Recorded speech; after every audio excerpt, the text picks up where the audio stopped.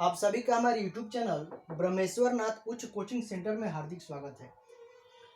आज हम पढ़ेंगे कोशिका के बारे में।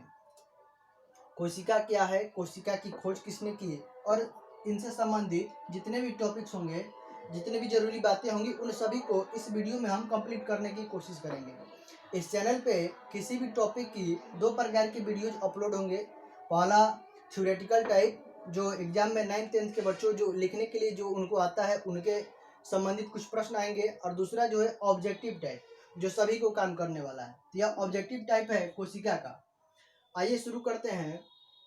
शुरू करने से पहले थोड़ी सी जानकारी ले लें कोशिका के बारे में। कोशिका जो है सजीवों के शरीर की सबसे छोटी इकाई होती है। जितने भी सजीव हों, चाहे वो पेड़ पौधे हों या जीव जंतु हो, उन सभी के शरीर की रचना जिन छोटी इकाइयों से होती है, उन छोटी इकाइयों को ही कोशिका कहते हैं। इस कोशिका की खोज सर्वप्रथम 1665 ईस्वी में रॉबर्ट हुक नामक वैज्ञानिक ने की थी। यह जो कोशिका थी जिनकी खोज रॉबर्ट हुक ने की थी, यह कोशिका मृत कोशिका थी। दूसरा प्रश्न आता है कि जीवित कोशिका की खोज किसने की। तो जीवित कोशिका की खोज लेवेनहॉक नामक वैज्ञानिक ने 1674 ईस्वी में की थी। जो जीवित कोशिका थी वह जीवाणु की कोशिका थी। आगे प्रश्न पूछा जाता है कि कोशिका का अध्ययन क्या कहलाता है। तो कोशिका का अध्ययन जो है साइटोलॉजी कहा जाता है। इसके आगे है कोशिका केंद्रक। कोशिका के मध्य में एक गोलाकार संरचना होती है, उस संरचना को केंद्रक कहते हैं। और इस केंद्रक की खोज जो है रॉबर्ट ब्राउन नामक वैज्ञानिक ने 1833 ईस्वी में की थी। ईस्वी ज्यादा जरूरी नहीं है, बस आप इन वैज्ञानिकों के नाम को याद रखिएगा। इन वैज्ञानिकों के नाम को ही अक्सर एग्जाम में पूछा जाता है। डेट्स जरूरी नहीं है, बस डेट में ये 1665 जो है कोशिका वाला, यह जरूरी है। आगे प्रश्न है कि पादप कोशिका के सबसे बाहरी घेरे को क्या कहते हैं। जो पादप कोशिका होती है, यानी कि पौधों की जो कोशिकाएं होती हैं, उनके सबसे बाहरी घेरे को क्या कहते हैं। तो पादप कोशिका के सबसे बाहरी घेरा का नाम जो है कोशिका झिल्ली है। इसको कोशिका झिल्ली कहते हैं।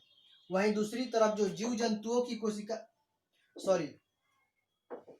पादप कोशिका के सबसे बारीक घेरे को कोशिका भित्ति कहते हैं। थोड़ा सा गलती हो गया, कोशिका भित्ति। पादप कोशिका के सबसे बाहरी घेरे को कोशिका भित्ति और जंतु कोशिका के सबसे बाहरी घेरे को कोशिका झिल्ली कहते हैं। ध्यान से इसको देख लीजिएगा। पादप कोशिका यानी कि पेड़ पौधों की कोशिका के सबसे बाहरी घेरे को कोशिका भित्ति और जीव जंतुओं के कोशिका के सबसे बाहरी घेरे को कोशिका झिल्ली कहते हैं। कोशिका भित्ति जो होती है कठोर होती है, और यह पेड़ पौधों को बाहरी आघातों से या वर्षा से या वायुमंडलीय जितने भी प्रभाव होते हैं उन सभी से उनको सुरक्षा प्रदान करती है। 7 नंबर का रहा है कि किसने सर्वप्रथम बताया कि पादपों का शरीर सूक्ष्म कोशिकाओं का बना होता है। कह रहा है कि किस वैज्ञानिक ने सर्वप्रथम बताया था कि जो पेड़ पौधे होते हैं उनका शरीर सूक्ष्म कोशिकाओं का बना होता है। तो वह वैज्ञानिक थे स्लाइडेन 1838 ईस्वी में। इसी बात को जंतु कोशिका के विषय में जो वैज्ञानिक बताने वाले थे, किसने सर्वप्रथम बताया कि जंतुओं का शरीर भी सूक्ष्म कोशिकाओं का बना होता था, वे वैज्ञानिक थे स्वान 1839 ईस्वी में। इन्हीं दो वैज्ञानिकों स्लाइडेन और स्वान की जो बातें थी कि सूक्ष्म कोशिकाओं का शरीर पौधों का भी और जंतुओं का भी बना होता है, इस सिद्धांत को ही कोशिका सिद्धांत कहा जाता है। और कोशिका सिद्धांत का प्रतिपादन स्लाइडेन और स्वान नामक वैज्ञानिकों ने 1838 और 39 ईस्वी में किया था। आप पढ़े भी होंगे। उसके बाद कर रहा है कि किसने बताया कि नई कोशिकाओं का निर्माण पहले से मौजूद कोशिका से होता है। यानी कि जो नई नई कोशिकाएं हमारे शरीर में उत्पन्न होती हैं, उन सभी कोशिकाओं की जो उत्पत्ति होती है पहले से मौजूद कोशिका से ही होती है। ये ऐसा किसने बताया था। ऐसा जो बताने वाले वैज्ञानिक थे उनका नाम था बिरचाउ। बिरचो हमने लिखा है, कहीं कहीं बिरचाउ भी दे देता है, और 1855 ईस्वी में। उसके बाद है कोशिका के विषय में प्रोटोप्लाज्म मत का सिद्धांत किसने दिया। प्रोटोप्लाज्म मत कहने का अर्थ है कि कोशिका जो एक पिंड है, इस पिंड के भांति कोशिका जो है हमारे शरीर में रहती है। इस सिद्धांत का प्रतिपादन जो है मैक्स सुल्ज नामक वैज्ञानिक ने किया था। कोशिका में प्रोटोप्लाज्म मत का सिद्धांत मैक्स सुल्ज नामक वैज्ञानिक ने दिया था।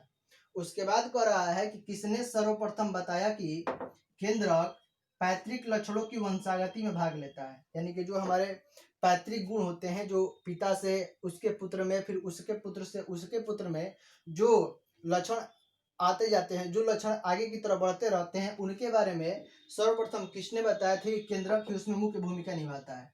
तो वो वैज्ञानिक था स्ट्रासबर्गर।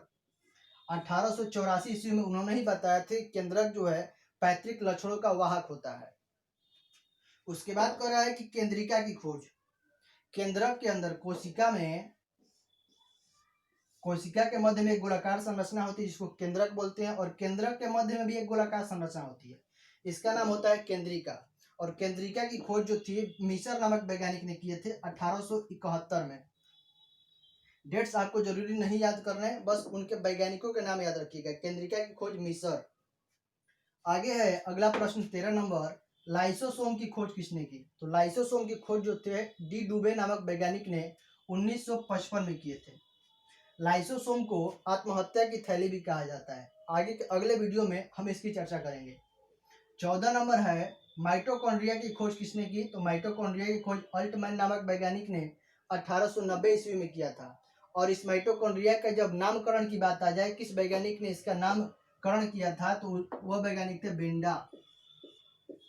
माइटोकॉन्ड्रिया का नामकरण बेंडा नामक वैज्ञानिक ने किए थे। उसके बाद कर रहा है कि कोशिका जो होती है कितने प्रकार की होती है?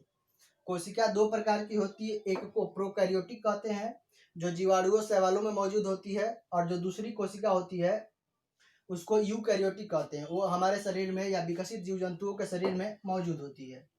16 नंबर सवाल कर रहा है कि अविकसित कोशिका होती है, यानी कि अविकसित कोशिका किसको कहते हैं? अविकसित कोशिका प्रोकैरियोटिक कोशिका को कहते हैं।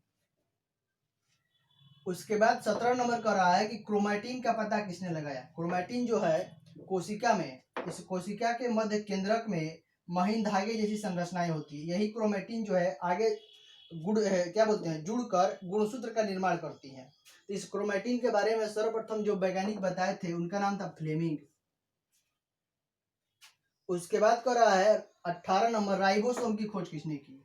देखिए कोशिका में जो कोशिका द्रव्य होता है, इस कोशिका द्रव्य में कई जालीनुमा संरचनाएं होती हैं। यहाँ पर केंद्रक के समीप इनका नाम होता है अंतःप्रद्रव्य जालिका। और अंतःप्रद्रव्य जालिका दो प्रकार की होती है, खुरदरी और चिकनी। जो खुरदरी होती है उनके ऊपर दाने दाने जैसे कणनुमा संरचनाएं होती है, इन कणनुमा संरचनाओं को ही राइबोसोम कहा जाता है। और राइबोसोम की खोज पायलट नामक वैज्ञानिक ने 1955 में की थी। अभी तक हमने इन 18 महत्वपूर्ण प्रश्नों को जाना जो वैज्ञानिकों से संबंधित थे। इसके बाद वाले वीडियो में हम कोशिका के भीतर इस कोशिका द्रव्य में जो जो अंगक पाए जाते हैं, जो जो संरचनाएं मौजूद होती हैं, उनके बारे में चर्चा करेंगे अगले वीडियो में। वीडियो आपको अच्छा लगे तो प्लीज़ चैनल को सब्सक्राइब कर लें, बेल आइकन को भी दबा दें और वीडियोज को ज़्यादा से ज़्यादा शेयर करें ताकि ज़्यादा से ज़्यादा लोगों तक यह वीडियो पहुँचे। अभी के लिए धन्यवाद, मिलते हैं अगले वीडियो में।